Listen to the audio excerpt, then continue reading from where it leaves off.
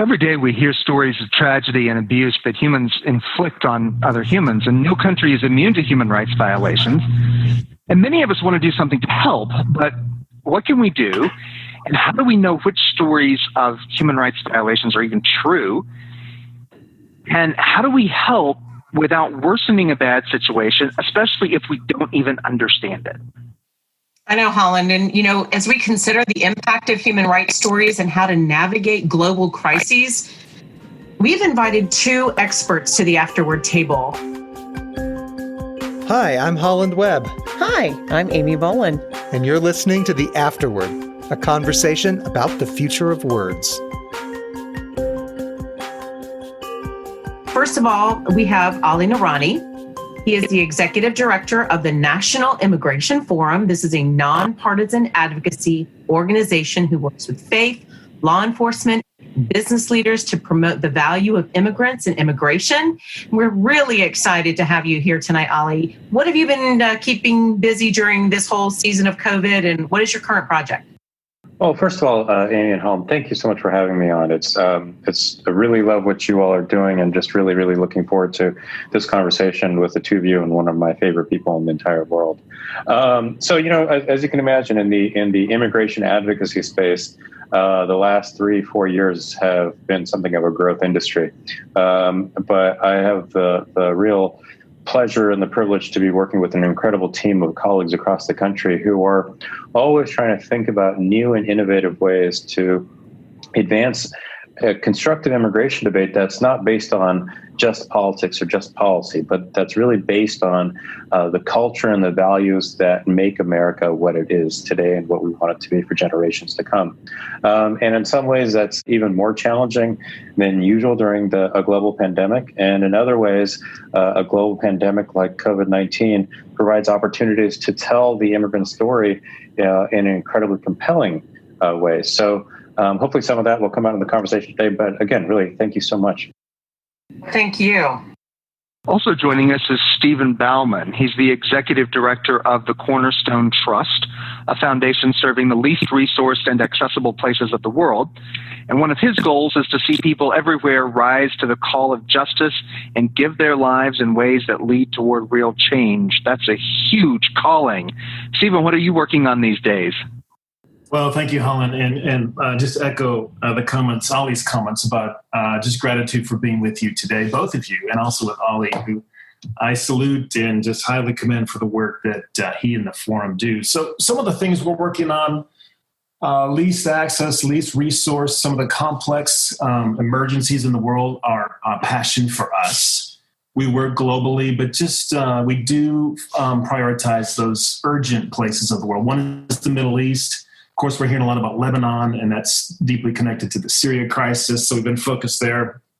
But other places, too, we always focused on the border and has been for years. We're working across the border in some of the source countries, the Northern Triangle, El Salvador, Guatemala, Honduras, and trying to get into the lives and the stories of the families there and to understand why they're leaving. Why is it that they feel the pressure to come to the border? And it's been a pretty amazing journey to help people here in the U.S. understand their stories in a different way. So those are just a few of the things. There's many other places that we're focused on, but those are some really urgent ones that I feel real passionate about. Wow, I'm sure. Thank you for sharing. Well, you're going to have a connection, Holland, with Guatemala for sure. I know you're going to want to have that conversation later on. Right? I lived in Guatemala for 3 years. That's why she's saying that. I lived there from 2009 to 2012. And what an awesome country. And I know, Ollie, you've been spending some time down in Central America too, so maybe we can all chat about that. If not this podcast, maybe offside or offline. Just a great part of the world. Really is. That's exciting. So let's just go ahead and continue this conversation, because we are going to have some rich dialogue, and I have a feeling that these conversations are going to stir our listeners to consider things, hopefully, in a new perspective. And so I'm going to start with you, first of all, Stephan. How do stories humanize justice issues in our communities? And what are some of the stories that need to either be retold or highlighted based on current culture? Yeah, such a great question. And I don't know about you, but if you would have told me 4 years ago that we would be where we are today as a country, I would have said, no way, impossible. We couldn't be that distant from each other, because there have been many years where we have been coming together, left and right, political divisions, conservative, the faith community, coming together on some critical issues. So it's pretty disheartening to see. At the same time, there is progress. There are good things happening, and story is at the heart of that. We find in my community, I find if you can sit down with somebody that's on the other side of the spectrum, whether it comes down to immigration or human rights or protests in the streets, and if you can just have somebody tell their story, who they are, where they're from, talk about their kids, talk about their grandparents, their parents, it really does matter, and it really does make a difference. And I've seen that my whole life. And I still believe, as much as I've ever believed, that the simple story of someone's life, when a father hears the story of another father and why they felt they had to flee their home or had no choice but to flee their home, it does something to soften the heart and open the mind and maybe even shift opinions and commitments and convictions. So I'm a huge believer in it. And so when you invited me to this podcast, I thought, oh, yes. So that's a passion of ours, my wife and myself both. In terms of stories that should be told today, well, I think you have chasms on color, you have chasms on socioeconomic status, source country, where people are from. And so those stories need to be told. The story of what people consider the other, someone who is not like me, that is exactly the person's story you need to hear. So my stories of migration, people who are moving around the world, some of them forced, some of them not. We need to hear those stories of people living in the city by people who are living in the country, and conversely, vice versa. So these stories, people's stories, have never been more important in our culture today.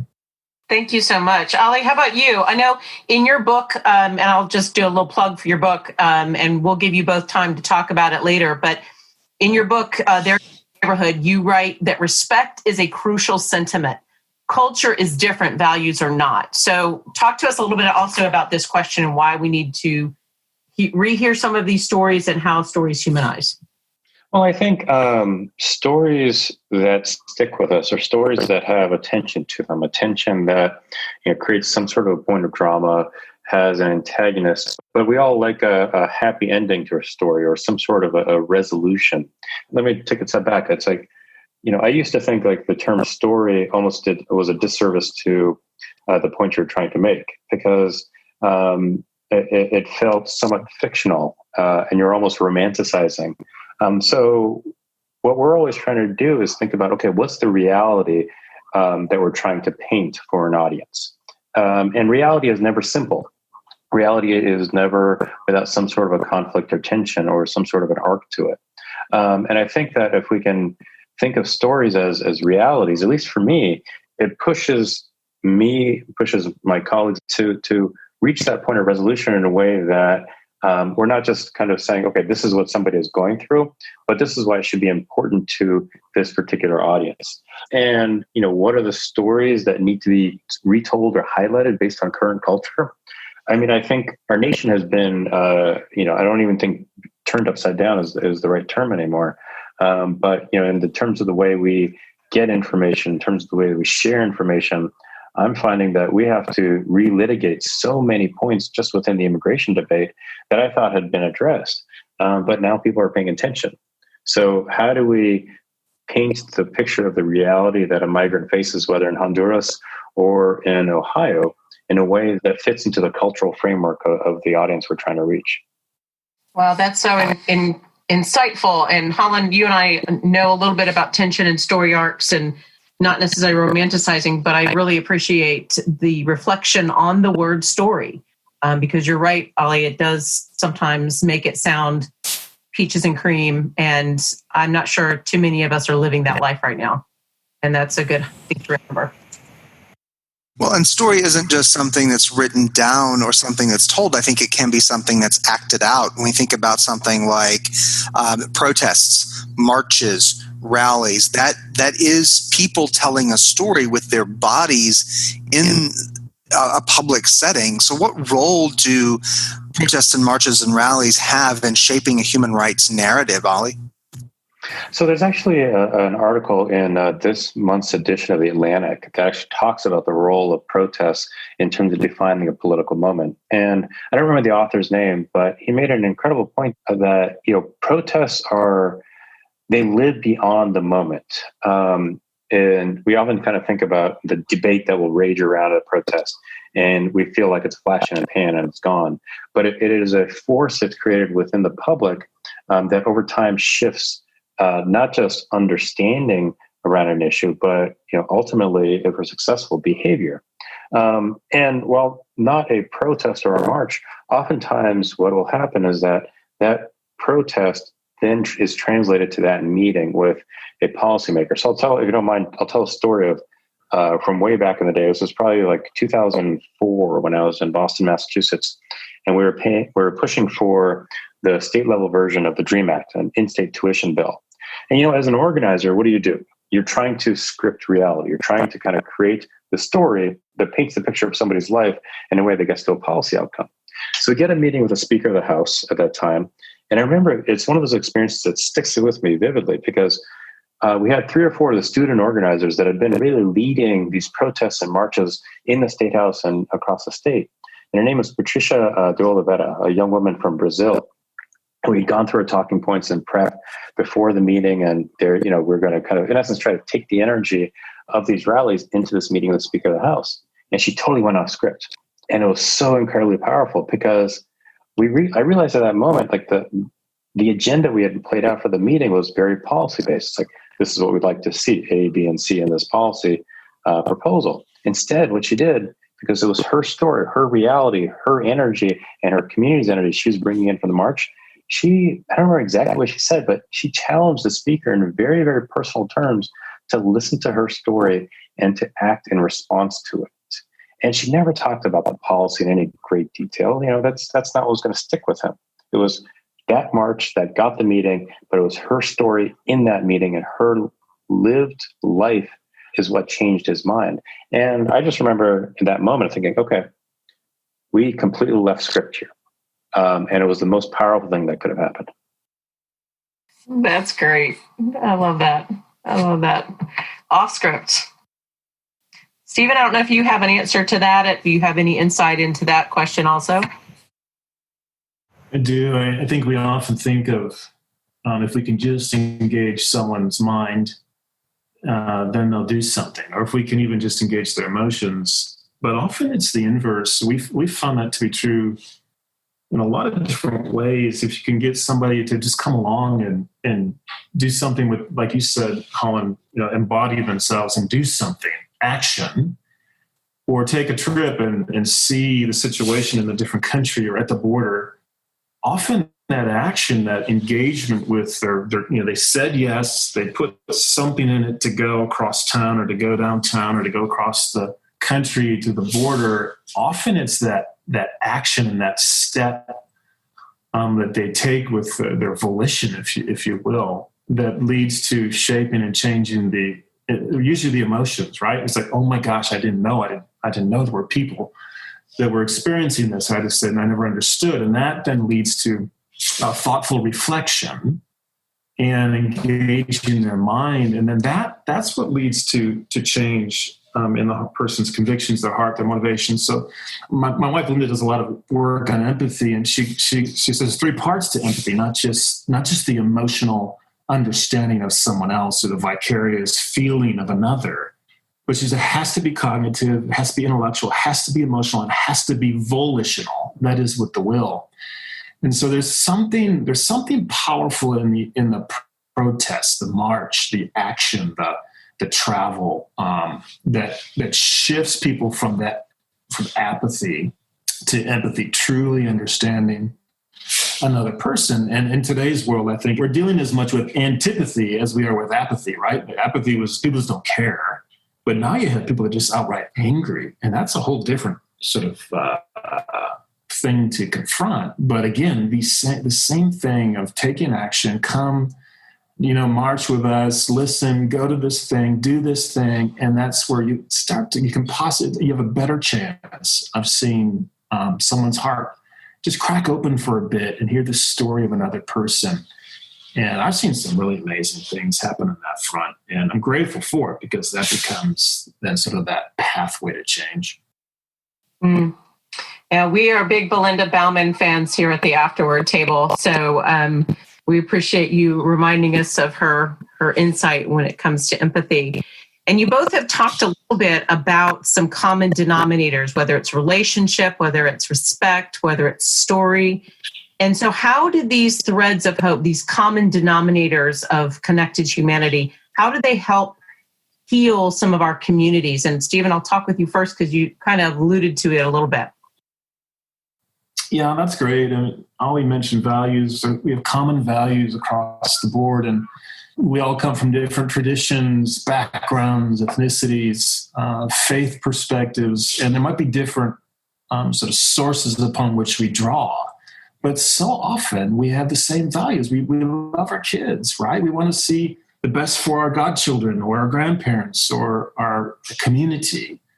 And everybody has that in common. I mean, that's one of the best common denominators, is to say, meet this person and have this father talk about his kids, or this mother talk about her grandchildren. So there's common denominators in values, love for one another, hopes and dreams, and to build a life in a community, to serve and to give of someone's gifts. There's so many common denominators across all sorts of divides. Again, different sources for those values, but the values are often held in common. And then there's really tangible things. Like the best one, I think, is family. And that can be a gateway and an access into just talking about people's hopes and dreams. And so often we go across the world, or we talk about the plight or the suffering of a people or a country or a city or a neighborhood. And we have to talk about those things. They're honest. But sometimes the best question to ask is, what do you hope for? What are your dreams? And when somebody starts sharing that story, you're like, oh my gosh, that person's dreams are really similar to mine. And it can start to break open the heart for change. Oh, that's so good. How about you, Ali? So I've been lately kind of fixated on the idea of dignity. Not just what does dignity mean in kind of a sterile kind of Webster's dictionary way, but how does it shape the nation? How does it shape us as people and how we treat each other?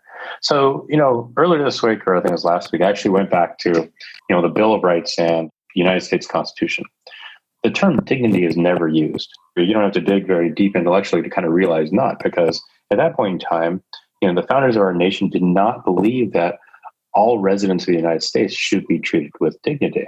And I think as a result, we as a nation have struggled to reach a point where not only we treat each other on an individual basis with dignity, but on a systemic basis with dignity.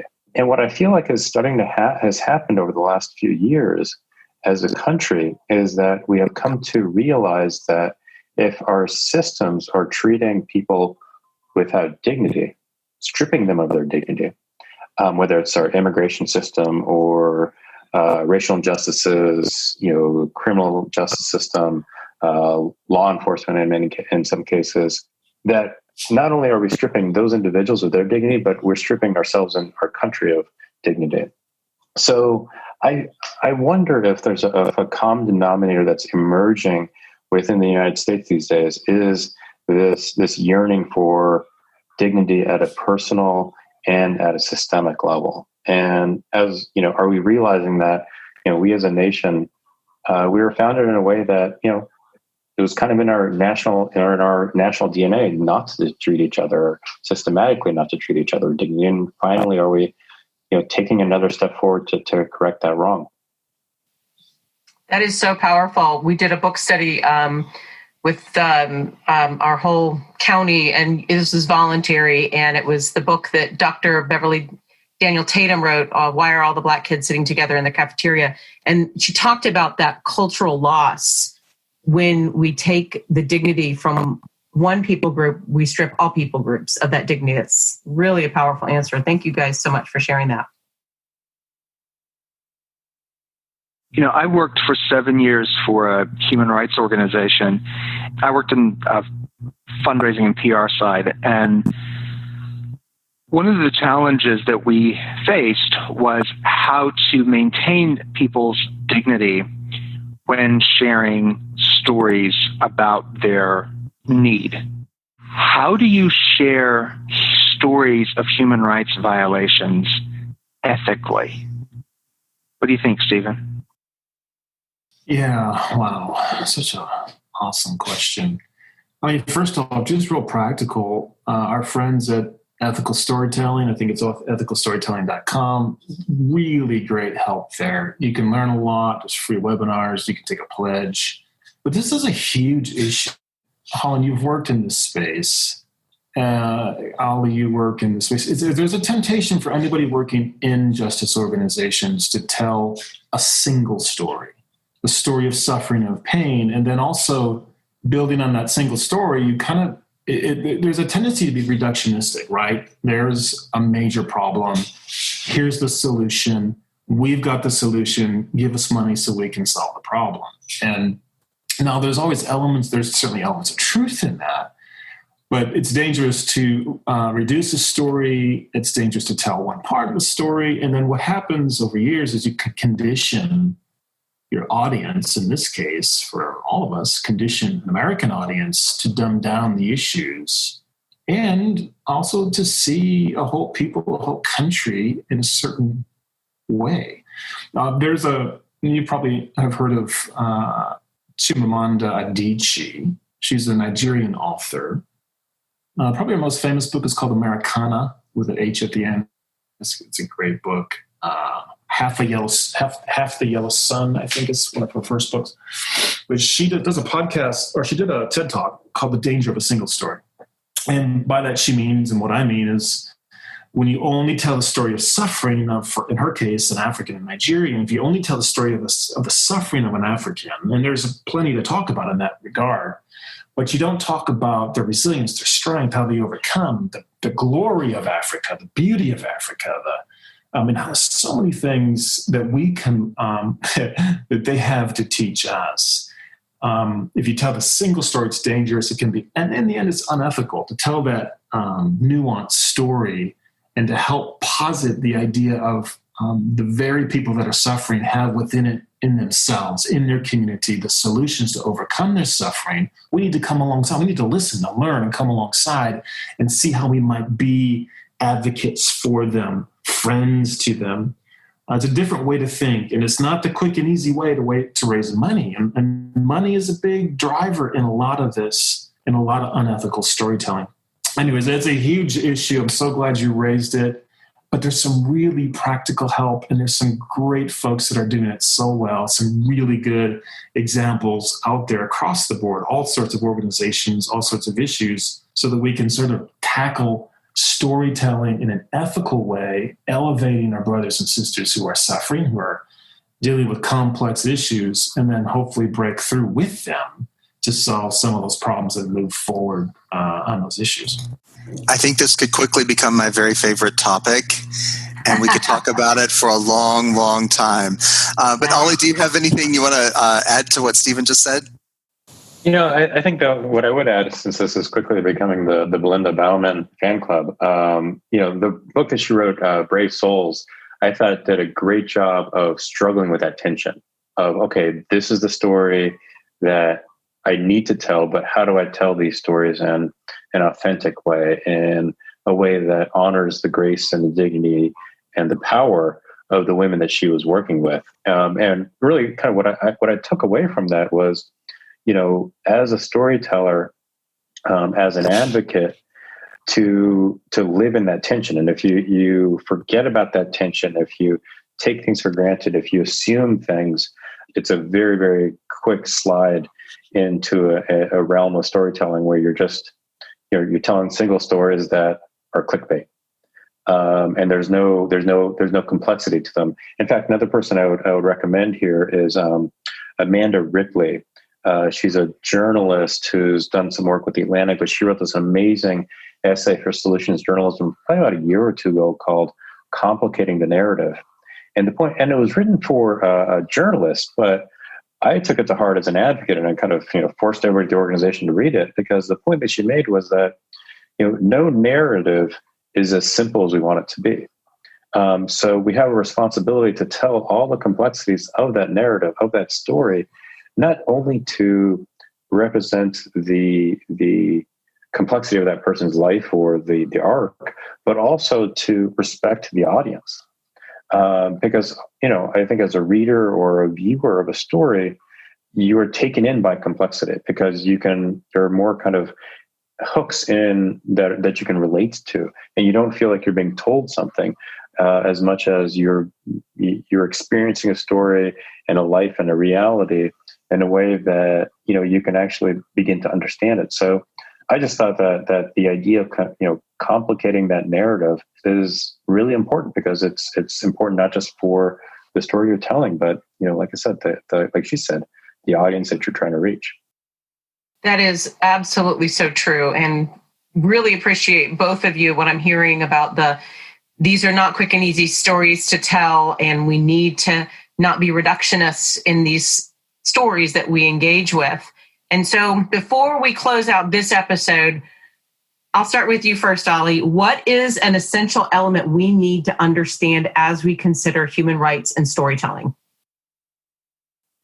For us as an immigration advocacy organization, we spend a lot of time really trying to think about, okay, how do we expand the audience that we're reaching around an immigrant rights story? Now, a lot of our colleagues in the more traditional lanes of the immigrant rights movement, they're doing incredibly important and powerful work, and their audience is, in essence, the political left. So they are trying to energize or mobilize someone who is already leaning in kind of the direction of immigrant rights, but needs to kind of feel like this is an issue that's important to them. And there's a certain kind of a strategy and a tone to that story.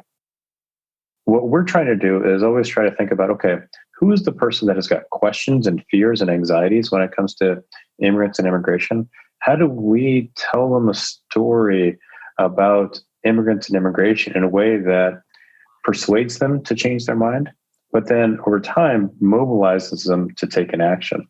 And what we found through experience and through multiple research projects now is that by beginning the essential elements of that arc of mobilization or arc of action, if you will, is that we begin with a story that is rooted in someone's faith.